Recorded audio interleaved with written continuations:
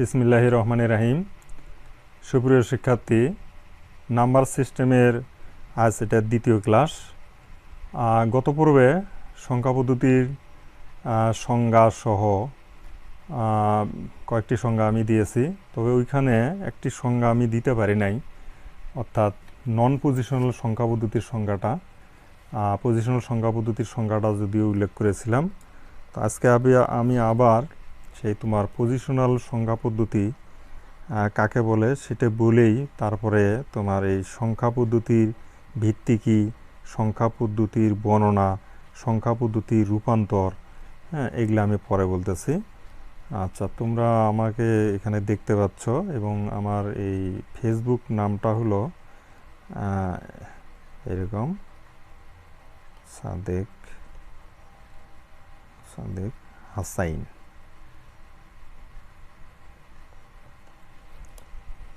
এটা আমার ফেসবুক নাম।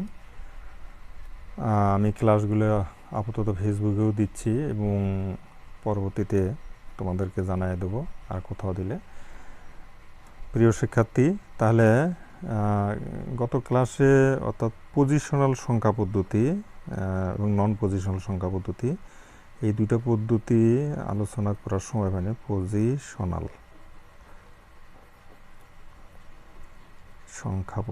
সংখ্যা পদ্ধতি নিয়ে আলোচনা করতে গিয়া, অর্থাৎ পজিশনাল সংখ্যা পদ্ধতি এবং নন পজিশনাল সংখ্যা পদ্ধতি। তা আমি পজিশনাল সংখ্যা পদ্ধতিটা দিয়েছি, আজকে আমি নন পজিশনাল পজিশনাল সংখ্যা পদ্ধতি একটু আলোচনা করেই নন পজিশনাল সংখ্যা পদ্ধতিও তোমাদেরকে বলতেছি।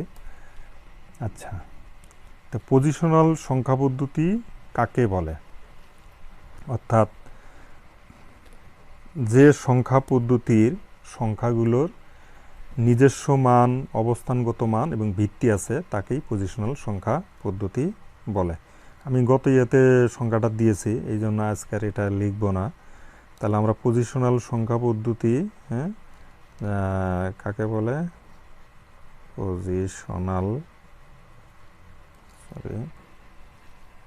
সমস্যা এটা লিখতে, পজিশনাল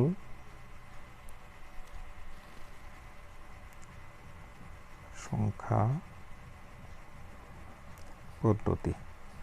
তাহলে পজিশনাল সংখ্যা পদ্ধতি অর্থাৎ যে সংখ্যা পদ্ধতির সংখ্যাগুলোর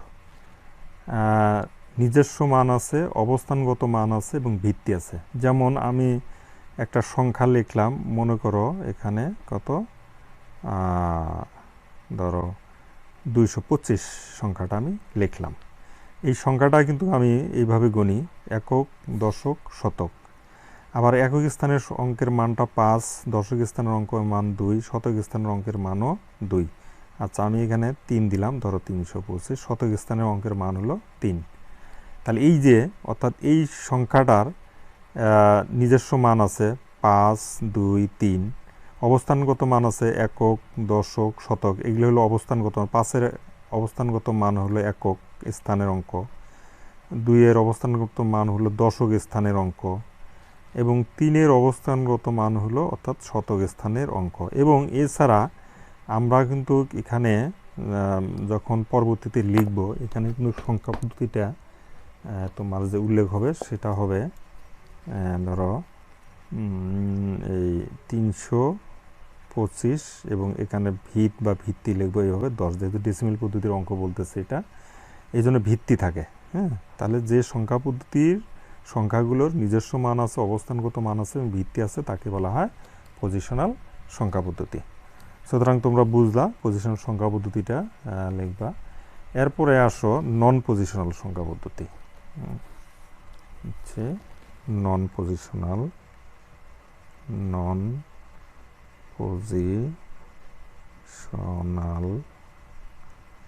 সংখ্যা পদ্ধতি।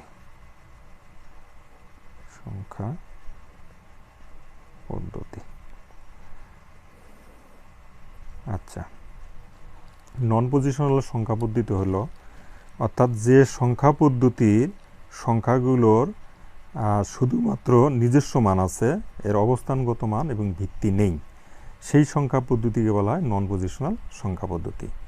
অর্থাৎ যে পদ্ধতির সংখ্যাগুলোর নিজস্ব শুধু নিজস্ব মান আছে, অবস্থানগত মান এবং ভিত্তি নেই। অবস্থানগত মানের পজিশন নেই, এই নন পজিশনাল অর্থাৎ পজিশন নাই, অর্থাৎ অবস্থানগত মান নেই।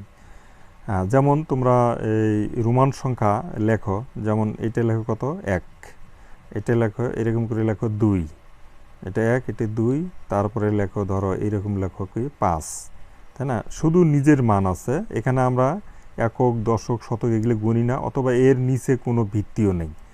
এই জন্য যে সংখ্যা পদ্ধতির সংখ্যাগুলোর শুধু নিজস্ব মান আছে, অবস্থানগত মান এবং ভিত্তি নেই, তাকে বলা হয় নন পজিশনাল সংখ্যা পদ্ধতি। আচ্ছা আচ্ছা ঠিক আছে, আমি সংখ্যাটা লিখে দিচ্ছি। যে সংখ্যা পদ্ধতির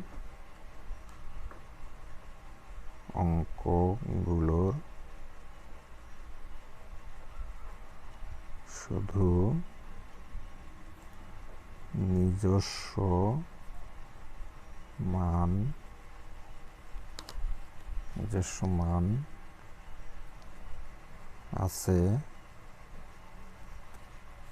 শুধু নিজস্ব মান আছে,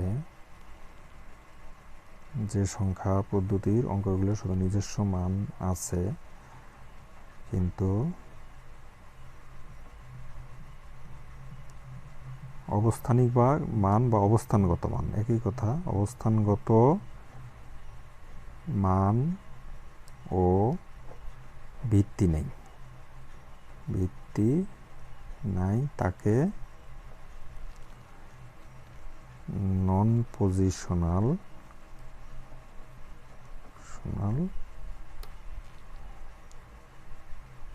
সংখ্যা পদ্ধতি বলে। যেমন উদাহরণ হলো রোমান সংখ্যা, তারপরে তোমার হায়ারোগ্রাফিক্স অর্থাৎ চিহ্নভিত্তিক বিভিন্ন সংখ্যা। তাহলে উদাহরণ হলো রোমান সংখ্যা, আমরা রোমান সংখ্যা দিলেই বুঝতে পারো রোমান সংখ্যা। উদাহরণ এটা হলো, উদাহরণ হলো কি রোমান সংখ্যা। যেমন রোমান সংখ্যাগুলো এইভাবে হলো 1, ধরে লিখলাম 3, তারপরে লিখলাম 6 ইত্যাদি। এগুলো হলো নন পজিশনাল সংখ্যা।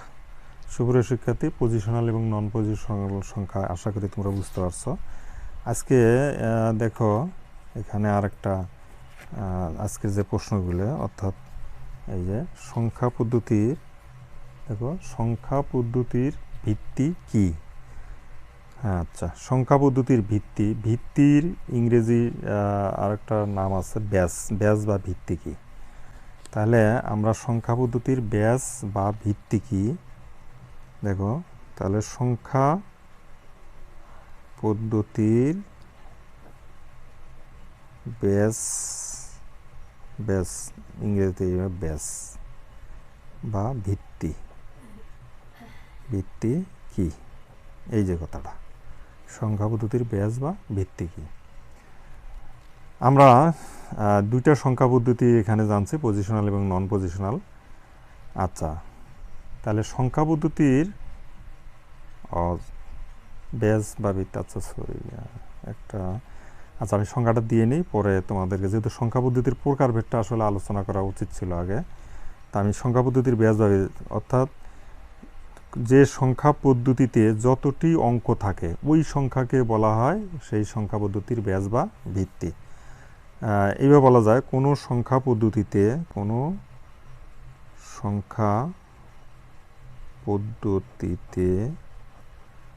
যতটি অঙ্ক থাকে ওই সংখ্যাকে বলা হয় সেই সংখ্যা পদ্ধতির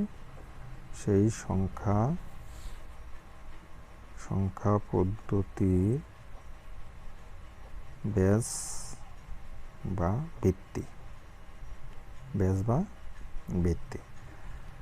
আচ্ছা, যেমন যদি আমরা এইভাবে একটা সংখ্যা লিখি, ধরো এখানে লিখছিলাম কত 325, এইখানে যদি 10 দেই, অর্থাৎ এই ভিত্তি 10, এই ব্যাস বা ভিত্তি 10, কারণ এটা হলো দশমিক সংখ্যা পদ্ধতি, এর মধ্যে 0 থেকে 9 পর্যন্ত 10টি অঙ্ক আছে। হ্যাঁ, অর্থাৎ এই যে এখানে 0 থেকে 9 পর্যন্ত 10টি অঙ্ক আছে, এই জন্য এটার ভিত্তি বা ব্যাস হবে 10, ভিত্তি বা ব্যাস 10। যাই হোক, পরে বিস্তারিত আরও আলোচনা করব, কারণ বিভিন্ন প্রকার সংখ্যা পদ্ধতিগুলো আলোচনা করে তারপরে তোমাদেরকে এটা আরও ভালোভাবে বুঝিয়ে দিলে বিষয়টা ভালো হবে। তো যাই হোক, আমি তাহলে বিভিন্ন প্রকার সংখ্যা পদ্ধতির বর্ণনা, আচ্ছা বিভিন্ন প্রকার সংখ্যা পদ্ধতির বর্ণনা, আচ্ছা বিভিন্ন প্রকার সংখ্যা পদ্ধতি সম্পর্কে আগে আলোচনা করি। যে সংখ্যা পদ্ধতির প্রকারভেদ, এটা গত ইয়েতে ছিল, খেয়াল ছিল না। আচ্ছা, আমরা সংখ্যা পদ্ধতির প্রকারভেদ নিয়ে আলোচনা করতেছিলাম। আচ্ছা, সংখ্যা পদ্ধতির প্রকারভেদ, এই জিনিসটা আমি একটু ভুলে গেছি। আচ্ছা, সংখ্যা পদ্ধতির প্রকারভেদ আমরা কিন্তু প্রথমে বলেছি যে সংখ্যা পদ্ধতিকে প্রথমে তো দুই ভাগে ভাগ করা যায়, একটা হলো পজিশনাল, একটা হলো নন পজিশনাল। এক নম্বর ছিল পজিশনাল, আর একটা ছিল 2 নম্বর হলো নন পজিশনাল। সুপ্রিয় শিক্ষার্থী, নন পজিশনাল আর কোনো শ্রেণী বিভাগ নাই। কোনো পজিশনাল সংখ্যা পদ্ধতিকে আমরা অর্থাৎ 4 ভাগে ভাগ করতে পারি। এই 4টা ভাগ হলো এই। আচ্ছা, প্রথমে একটা সংখ্যা পদ্ধতি যেটাকে বলে দশমিক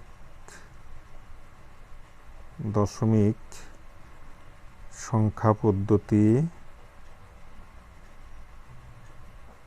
আচ্ছা, এই দশমিক সংখ্যা পদ্ধতিকে কিন্তু অনেক সময় ডেসিমেল বা 10 ভিত্তিক, ডেসিমেল যদি এটা ইংরেজি শব্দ, ডেসিমেল সংখ্যা পদ্ধতি বা 10 ভিত্তিক সংখ্যা পদ্ধতিও বলা হয়। ডেসিমেল সংখ্যা পদ্ধতি বলা হয়, সংখ্যা পদ্ধতি। এটার আরেকটা নাম আছে 10 ভিত্তিক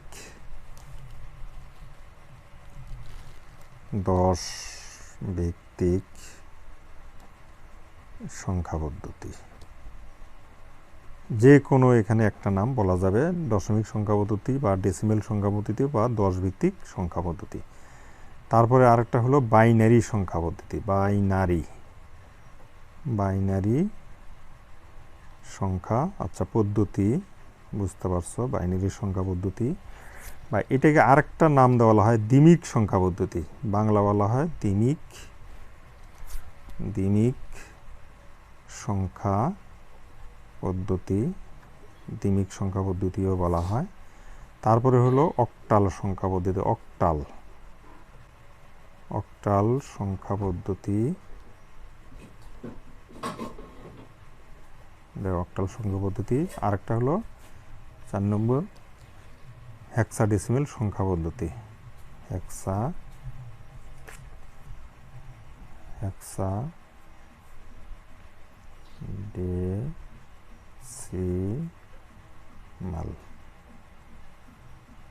সংখ্যা, আচ্ছা হেক্সাডেসিমেল সংখ্যা পদ্ধতি। সুপ্রিয় শিক্ষার্থী, তাহলে আমরা পজিশনাল সংখ্যা পদ্ধতিকে এই 4টা ভাগে ভাগ করলাম। একটা হলো দশমিক সংখ্যা পদ্ধতি, বাইনারি সংখ্যা পদ্ধতি, অক্টাল সংখ্যা পদ্ধতি এবং হেক্সাডেসিমেল সংখ্যা পদ্ধতি। আচ্ছা, বাইনারি বা দ্বিমিক, অর্থাৎ বাইনারি শব্দের অর্থই হলো 2 বা দ্বিমিক হলো 2, অক্টাল মানে হলো 8। এগুলো ল্যাটিন বা তোমার গ্রিস ভাষার শব্দ। হেক্সাডেসিমেল মানে 16। হ্যাঁ, ডেসিমেল হেক্সা মানে 6, হেক্সাডেসিমেল মানে অর্থাৎ 10-এর উপরে আরও 6, এই জন্য এটাকে হেক্সাডেসিমেল সংখ্যা পদ্ধতি বলা হয়। যদি এগুলো ল্যাটিন শব্দ, এগুলোর বাংলা কিন্তু বললে অর্থাৎ 8, 16 এগুলো দাঁড়ায়, বাইনারি মানে 2 এই দাঁড়ায়, এই জন্য এই যে 4টা পদ্ধতিতে ভাগ করা হয়। সুতরাং এই সংখ্যা পদ্ধতিগুলোর আমি শুধুমাত্র এখন কোন সংখ্যা পদ্ধতিতে কতটি অঙ্ক আছে এবং ভিত্তি কত, শুধু এইটাই এখন বলে যাচ্ছি। তো দশমিক সংখ্যা পদ্ধতিতে আমরা 0 থেকে অর্থাৎ 9 পর্যন্ত 10টি অঙ্ক, 0, 1, 2, 3, 4, 5, 6, 7, 8, তারপরে 9 সমান হলো কটা? 10টি। এই যে ডেসিমেল সংখ্যা পদ্ধতিতে কয়টা অঙ্ক আছে? এই যে 10টা। এই জন্য এই সংখ্যা পদ্ধতির ভিত্তি হবে 10। এই জন্য এটার ভিত্তি কত? ভিত্তি হলো সমান হবে 10। বাইনারি সংখ্যা পদ্ধতিতে দুইটি অঙ্ক আছে, 0 এবং 1। কয়টা? দুইটা। তাহলে দুইটি অঙ্ক, দুইটি। অতএব এই জন্য এই পদ্ধতির ভিত্তি হবে 2। আমরা সংজ্ঞায় বলেছিলাম যে পদ্ধতিতে যতটি অঙ্ক থাকবে সেই সংখ্যাটাই হলো ওই পদ্ধতির ভিত্তি। যেমন এই পদ্ধতি দশমিক পদ্ধতিতে 0 থেকে 9 পর্যন্ত 10টি অঙ্ক আছে, এই জন্য এই পদ্ধতির ভিত্তি হবে 10। বাইনারি পদ্ধতিতে 0 এবং 2টি অঙ্ক, এই জন্য ভিত্তি সমান হবে কত? 2। আচ্ছা, অক্টাল পদ্ধতিতে অঙ্ক আছে দেখো, অর্থাৎ 0 থেকে কত? 0, 1, 2, 3, 4, 5, 6 আর কত? 7। টোটাল হলো 8টি। এই জন্য ভিত্তি হবে কত? ভিত্তি হলো সমান 8। তাহলে অক্টাল পদ্ধতির ভিত্তি 8 কেন? 0 থেকে 7 পর্যন্ত, অর্থাৎ এই 8টি অঙ্ক আছে, এই জন্য এই পদ্ধতির ভিত্তি 8। হেক্সাডেসিমাল পদ্ধতিতে হেক্সাডেসিমাল পদ্ধতির ভিত্তি হবে কত? হেক্সাডেসিমাল পদ্ধতির ভিত্তি হবে তোমার কত? 16। অর্থাৎ এখানে কয়টা অঙ্ক আছে? মোট 16টি আছে। 0 থেকে 9 পর্যন্ত হলো 10টি, যেমন 0, 1, 2, 3, 4, 5, 6, 7, 8, 9 এভাবে 10টি। আর এইখানে 4টি আলফাবেট আছে, একটা হলো এ, হ্যাঁ, আর একটা হলো বি, আর একটা হলো সি, তারপর আরেকটা হলো ডি, আরেকটা ই, আরেকটা হবে কত? এফ। এই হলো আরও 6টা। এই হলো কয়টা? 6টি। এখানে এর মান সমান হলো কত? 10, বি এর মান হলো 11, সি এর মান হলো 12, ডি এর মান হলো 13, এর মান হলো 14, এফ এর মান হলো 15। সুতরাং তাহলে হেক্সাডেসিমালের অঙ্কগুলো হবে 0 থেকে 15 পর্যন্ত। কিন্তু আমরা 15 লিখব না, 15-এর পরিবর্তে এফ ব্যবহার করব, 14-এর পরিবর্তে ই, ডি 13, সি 12, বি 11, এ 10, এইভাবে। অর্থাৎ হেক্সাডেসিমালে যখন এ বি সি ডি এই অক্ষরগুলো বা আলফাবেটগুলো আমরা দেখব, তখন বুঝবো যে এগুলো কতগুলো আসলে সংখ্যা। তা এই হলো 10 আর 6 কত? 16টি। সর্বমোট কতটি? তাহলে 16টি। এই সর্বমোট হলো 16টি। এই জন্য হেক্সাডেসিমাল পদ্ধতির ভিত্তি কত হবে? এই জন্য এই পদ্ধতির ভিত্তি হবে 16। ভিত্তি হলো কত? 16। তাহলে আমরা আজকে আমরা জানলাম যে কোন পদ্ধতিতে কতটি অঙ্ক আছে, ভিত্তি কত। হ্যাঁ, তবে এইখানে সুপ্রিয় শিক্ষার্থী, তোমরা সংজ্ঞা দিতে পারবে ডেসিমেল বা 10 ভিত্তিক সংখ্যা পদ্ধতি কাকে বলে। যদি বলি আমি যে পদ্ধতিতে 0 থেকে 9 পর্যন্ত এই 10টি অঙ্ক আছে, তাকে বলা হয় ডেসিমেল বা ডেসিমেল সংখ্যা পদ্ধতি বা 10 ভিত্তিক সংখ্যা পদ্ধতি বা দশমিক সংখ্যা পদ্ধতি। হ্যাঁ, এইভাবে সংজ্ঞা দিলে হয়। যে পদ্ধতিতে 2টি অঙ্ক আছে তাকে বলা হয় বাইনারি পদ্ধতি, যেমন 0, 1 2টি অঙ্ক, এই জন্য এটিকে বলা হয় বাইনারি পদ্ধতি। আবার ওইভাবে অক্টাল এবং হেক্সাডেসিমালের সংজ্ঞা দেওয়া যাবে। সুপ্রিয় শিক্ষার্থী, সকলকে ধন্যবাদ। ভালো থাকবে। পরবর্তী ক্লাসে আবার তোমাদেরকে পরবর্তী বিষয়গুলো নিয়ে আলোচনা করব।